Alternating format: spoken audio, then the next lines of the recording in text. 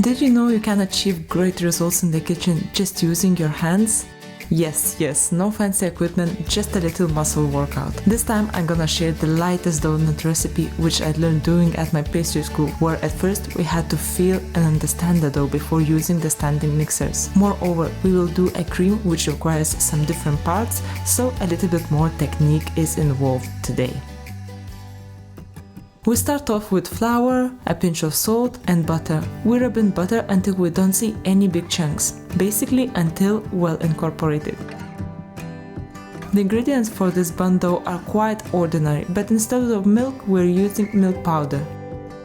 Then we go with the wet ones. I poured in a jar around 200 milliliters of water, but in the end I just used around 110 because I wanted to feel the right consistency, which at this point is quite wet. And here it begins, the most important part, gluten development. Using your fingers, we are starting working on it. You can continue in a bowl, but I will move to the benchwork table.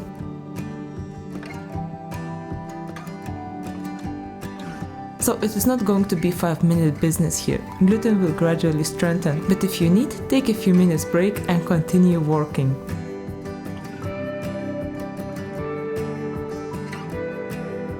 Can you see it's changing slowly and becoming more tight?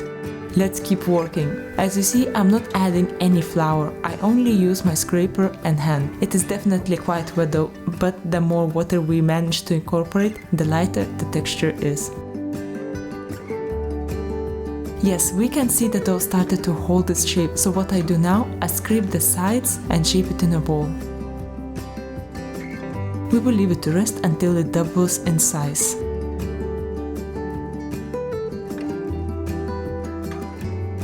Now, since the dough is resting, let's start with the filling, and the first part is hazelnut and sesame seed praline. We take store-bought roasted hazelnut and warm them up, or use raw nuts and roast them in the oven until golden.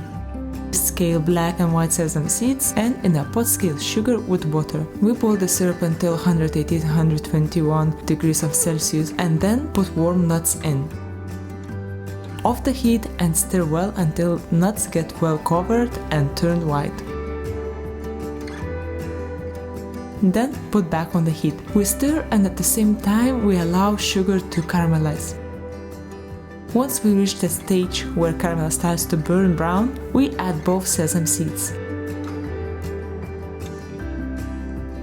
After this, it won't take long. We make sure it's well combined and pour the whole caramel mix on the mat. Spread out and leave it to cool down.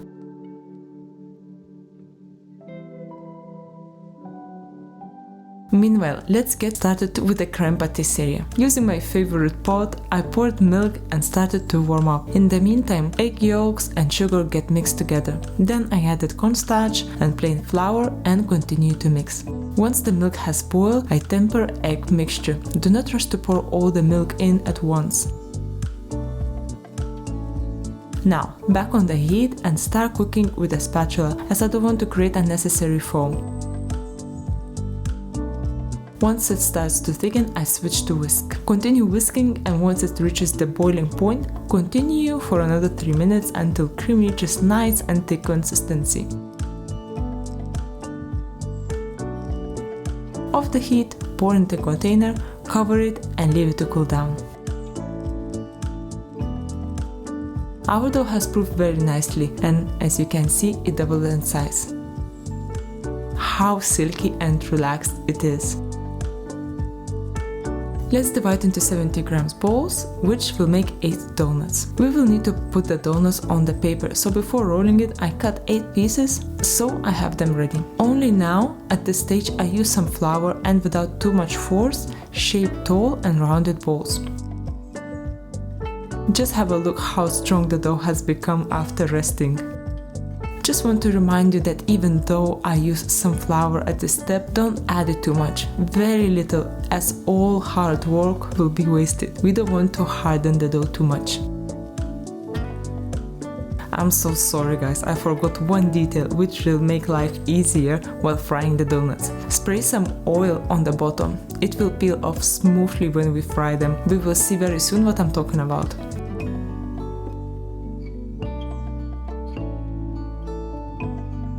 In the blink of an eye, the buns are proofed. It really depends how warm your kitchen is. So proofing time varies from half an hour to 1 hour or so. If overproofed, the dough will collapse and the dough will be flat. If underproofed, the texture will be tight and hard. Frying temperature is very important. We're looking to reach 170, 175, maximum 180. So unfortunately, I have only a small pan, so I will do this one by one. You see how easy it was to land the dough into oil? Let's fry one for around 2 minutes and flip. Never turn one side and come back frying the first one. Only one separately and then another one. While frying, I already have my kitchen towel ready, so once they are golden, I can drain some excess oil.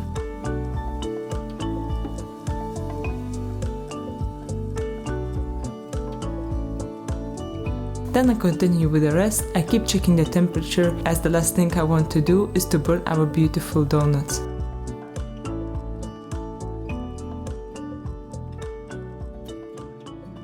After we are done with the donuts, let's finish the filling. Let's blitz the brittle, add a pinch of sea salt and gradually blitz it until smooth paste. Sesame seeds in general give an extra flavor, but however, as I always like to say, if you wanna stick to hazelnuts only, that's absolutely fine too. Leave some nuts for decoration. A quick note here, we need to wait until the paste cools down before moving to the following step. Not too much to tell here, simply whip double cream with some icing sugar until quite stiff peaks. Then let's take a cooled creme pat and gently mix with some Praliné.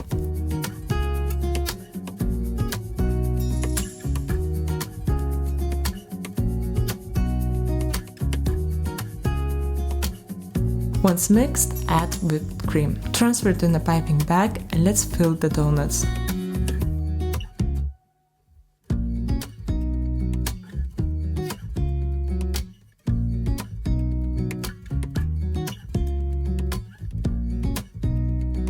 I find the chopstick very useful to drill a little hole and fill with cream.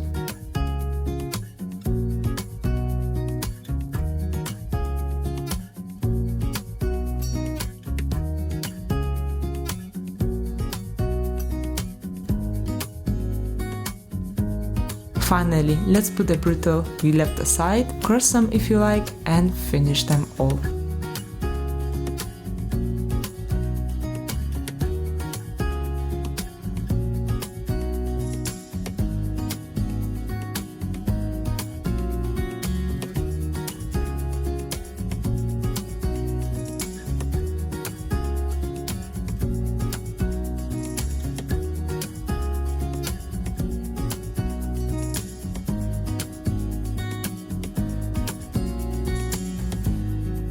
I also want to remind you that on Instagram I share more behind the scenes work, what videos coming up here on my channel, what I experiment at home and more different stuff. Plus I'm very happy when you guys share my recipes and post pictures. Love seeing you all in action and trying my recipes. Thank you so much for watching and see you next week.